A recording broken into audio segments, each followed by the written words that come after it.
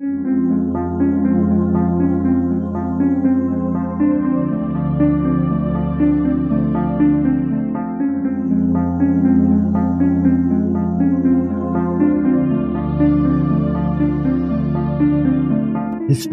tells the story of the world and of our lives. Sometimes that history goes bump in the night.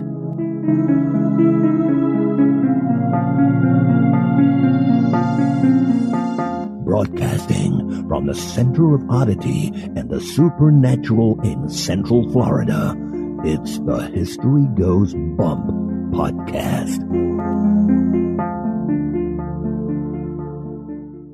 Hello, you spooktacular people. Welcome to History Goes Bump Redux. I'm your host, Diane. And this is Kelly. Welcome to this episode featuring Folly Beach. Are you ready to go back? I'm ready.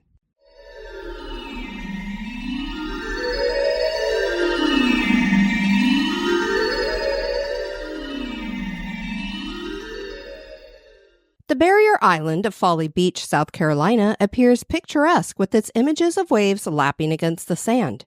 Locals refer to it as the edge of America. Below the surface of painted sunsets and beautiful beaches lies a dark history of mysterious and tragic losses. Folly Beach really has it all, from shipwrecks to the Civil War to pirates. Blackbeard himself took cover at Folly Beach. A native tribe also died out here. Is it this colorful history that has led to rumors of hauntings? Join us as we explore the history and hauntings of Folly Beach.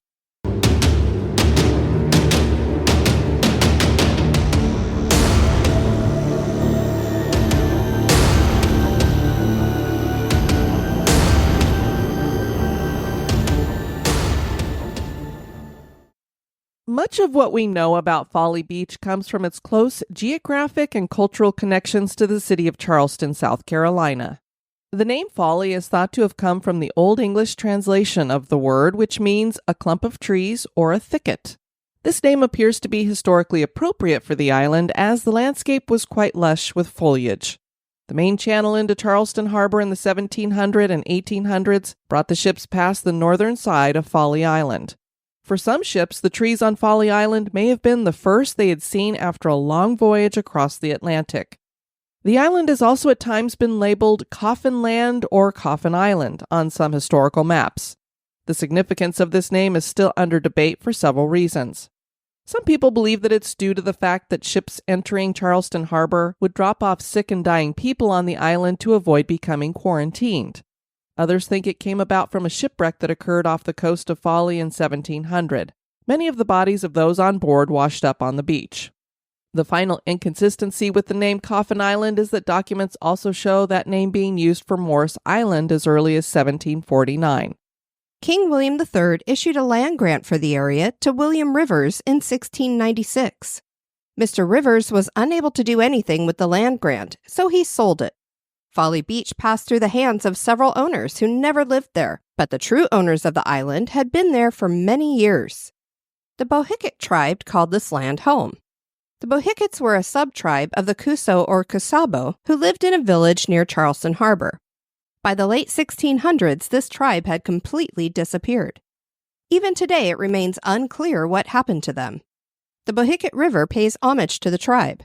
By the middle of the 18th century, all of the early indigenous tribes of the Low Country were virtually extinct. By the 18th century, pirates would hide out along Folly Beach and maraud among the surrounding coves and inlets near Charleston. They would wreak havoc and commandeer innocent trade vessels. Edward Teach, or as some called him, Edward Thatch, became the notorious pirate known as Blackbeard. He was an English pirate who terrorized the Caribbean Sea during the golden age of pirates. This was a time period during the early 18th century. His main ship was the Queen Anne's Revenge. For Blackbeard, image was everything. He made sure to be pictured as a fearsome man with a feathered tricorn hat, pistols, knives, and swords. To add to the image, in person, Blackbeard would appear as a terrifying man with smoke and fire emanating from his beard and around his head. He got this effect by weaving matches and hemp into his beard and actually lighting them on fire. Originally, Blackbeard had served as a privateer during the War of Spanish Succession, working aboard an English ship in the Spanish West Indies. When the war ended in 1713, Blackbeard turned to piracy. He learned from other pirates and eventually was given his own ship by Benjamin Hornigold. His ship, the Queen Anne's Revenge, was originally the La Concorde, a French slave ship, and he added 40 cannons to it to make it the mightiest ship on the sea. He named it for the Queen of England and Scotland. He blocked the port of Charleston and looted several ships before the town encouraged him to leave by giving him a chest of valuable medicine. Blackbeard's ship ran aground on a sandbar near North Carolina in 1718, and that was it for the Queen Anne's Revenge. The wreck was discovered in 1996 and confirmed in 2011 as that of Queen Anne's Revenge. Blackbeard went legit after this, sort of, causing many to believe he wrecked his ship on purpose. Governor Eden of North Carolina pardoned him and then soon enlisted him in crooked dealings. Blackbeard would continue to loot, but he would share his treasures with the governor, so now instead of a pirate, he was back to being a privateer. 2 Royal Navy sloops caught up with Blackbeard and a fight ensued with the pirate almost escaping. In the end, the military got their man, leaving him with 20 sword cuts and 5 bullet wounds before cutting off his head and throwing his body to the sea. Kelly, get a load of this. Legend claims that the body swam around the ship 3 times before sinking into the murk. Like a chicken with its head cut off. Pretty much. The head was presented for proof in order to collect a bounty. Most of our modern-day ideas about pirates are inspired by Blackbeard, the most famous pirate in history. A tragedy occurred in the next century. The seas around Folly Beach had a knack for wrecking ships. In 1832, a sailing ship named the Amelia was en route from New York to New Orleans when it was wrecked. As the story goes, 120 passengers survived and were cast ashore at Folly Beach. One would think that rescue would be imminent, but that wasn't the case since the rumors claimed that cholera had broken out among the survivors. They were left at Folly Beach to fend for themselves instead of being brought to the mainland. On November 9, 1832, Charlestonians burned the wreck and cargo just to be safe. While stranded on Folly Beach, 20 of the survivors did die from cholera. We aren't sure what happened to everybody else, but they probably were moved to Charleston eventually. The South Carolina General Assembly allocated a settlement for damages for the passengers in 1837. During the Civil War, because of its close location to Charleston, Folly became a stronghold for Union soldiers. In 1863, federal troops began occupying the relatively uninhabited island. The federal troops constructed the first system of roads on the island. This allowed ambulances to transport wounded soldiers and for communication purposes. The troops built various forts and batteries on both the northern and southern ends of the island. A commissary depot, known as Pawnee Landing, was built to aid in the unloading of troops and supplies. There was virtually no actual fighting on the island. An exception to the no fighting was on May 10, 1863. Confederate forces attacked federal pickets on the left side of Little Folly Island. The fighting was light as the Confederate forces were conducting a reconnaissance mission aimed mostly at gathering information and taking prisoners. Folly Island's major contribution to the Civil War was its use as a base, housing troops and equipment, and for the presence of an artillery battery located at the northern end of Little Folly. Rebel commander Warren Ripley had less than 2,000 men in Charleston, while Union General Alexander Schimmelpfennig had 6,000 on Folly and 8,000 at Port Royal and Hilton Head.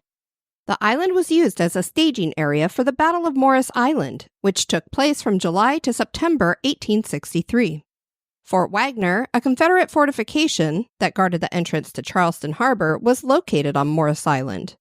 From the artillery battery on Little Folly, the Federal troops shelled Fort Wagner and deployed troops to capture the fort. With the capture of Fort Wagner, the Federal troops were now in position to shell Fort Sumter.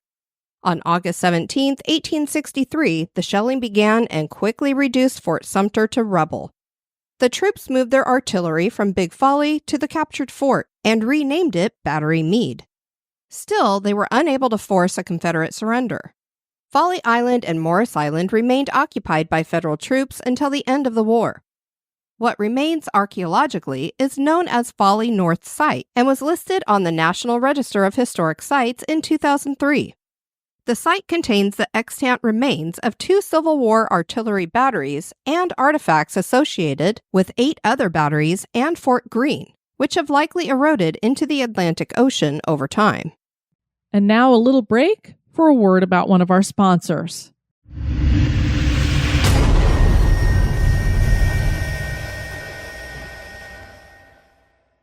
The Civil War ended and Folly Beach Island lost its use. The forts and beaches were abandoned until people realized that this was a nice beach area near the city.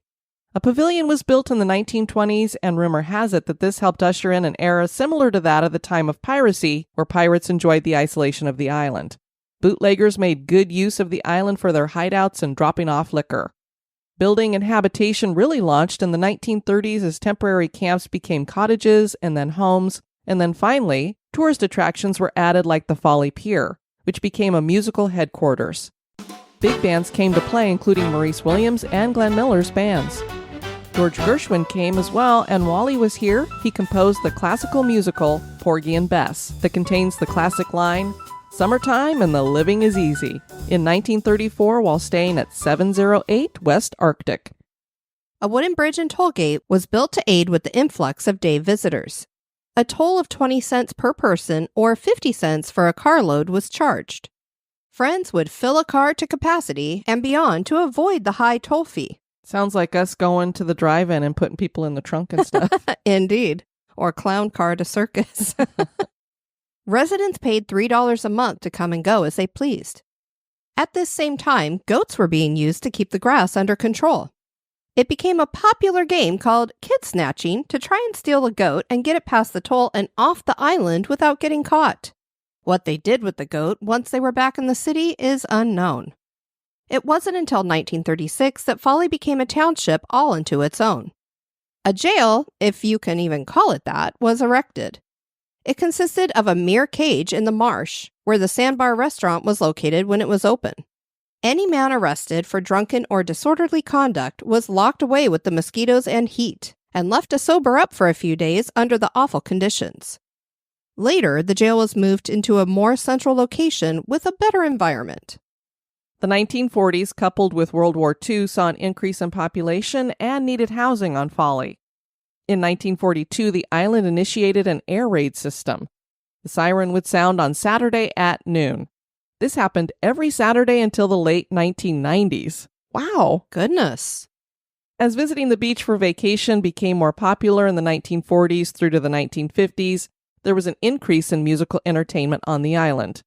This was a magnet for famous groups and top performers of the day, and they played the pier. Tommy and Jimmy Dorsey, Benny Goodman, Count Basie, the Ink Spots, Dinah Shore, and many more performed for large crowds of beachgoers. The 1950s saw many black bands entertaining the throngs of white beachgoers. Folly Beach, like all southern beaches, was segregated. The only blacks allowed on the beach were maids, entertainers, or workers. In 1959, Hurricane Gracie pummeled the island and what was known as Rainbow Corner, a colorful cluster of buildings nestled in a grove of palmettos right on the ocean, one of the most popular dancing and drinking spots on the island. It was completely destroyed and had to be demolished. Roads and bridges were improved as utilities were upgraded, and the edge of America seemed to be just a little bit less isolated. The first surfboard made it to the beach in the 1960s, and Ocean Plaza was built with amusement rides and games, and a boardwalk that stretched 1,700 feet. There were shops, food vendors, and even roller skating. This truly was the golden age of Folly. Today, it is a local vacation destination and home to a few thousand people.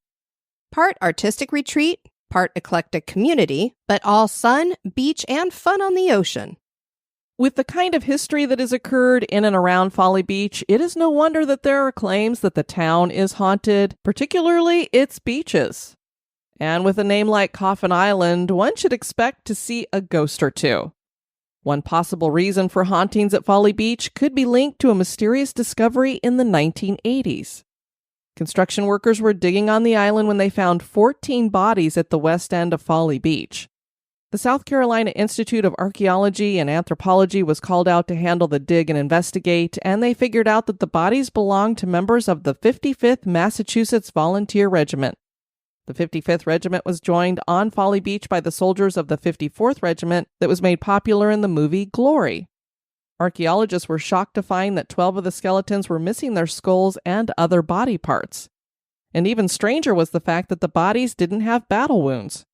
Were the bodies buried this way, and why? It's one of the great mysteries of the Civil War. One likely theory could be that a Confederate commander just ordered, "Off with their heads" for all the Union prisoners, and the heads ended up who knows where. Many of the soldiers who died at the Union Field Hospital were buried in unmarked graves on the island and are reputed to haunt the island, meaning that occasionally people must see their apparitions walking along the beach. Just taking a lovely stroll. Yeah. And if it's any of the headless ones, ooh. On the western side of the island, some residents have experienced paranormal activity that includes the smell of burning flesh, disembodied voices, and one resident claimed that an unseen small child was jumping on their bed in the middle of the night. It only makes sense that a fearsome pirate like Blackbeard would still be here in the afterlife. His spirit has been seen walking the beaches near where he was killed, particularly near Ocracoke Island, North Carolina. The Amelia passengers that died at Folly Beach from cholera are also thought to haunt the island. And a woman is seen wearing a dress and apron in the doorway of the lighthouse occasionally. Does the spirit of Blackbeard still walk the beaches in the afterlife? Are the beaches here crowded with more than just the living? Is Folly Beach haunted? That is for you to decide. Thanks so much for joining us for this episode. I've been your host, Diane. And this has been Kelly. You take care now. Bye-bye.